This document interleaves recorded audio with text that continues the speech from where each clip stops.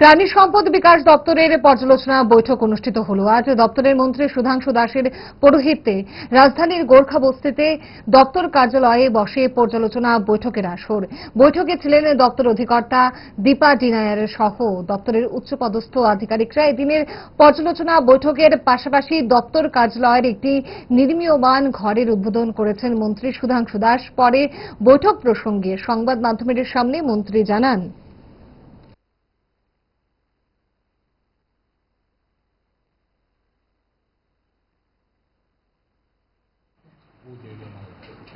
Water management in DPR only sir. এই মুহূর্তে কিন্তু বাংলাদেশে যারা সংখ্যালঘুরা যারা রয়েছে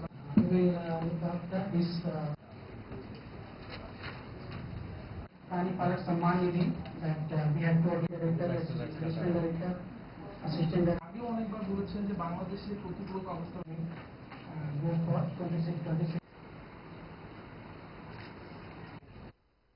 আপনারা জানেন আমরা প্রতি বছর দুইবার করে আমরা মিটিং নেই। এই মিটিং এর মূল উদ্দেশ্য হচ্ছে একটা ফিনান্সিয়াল ইয়ারে আমাদের ডিপার্টমেন্টের যে সমস্ত টার্গেট ছিল বা আমাদের যে সমস্ত welfare scheme, weather it is central sponsored or state funded scheme, তো এগুলিতে আমাদের অ্যাচিভমেন্ট কি হয়েছে, ইমপ্লিমেন্টেশন লেভেল আমরা কতটা করতে পেরেছি, এই বিষয়ের উপর ফার্স্ট আমরা অ্যাসেস করব, আমরা আলোচনা করব।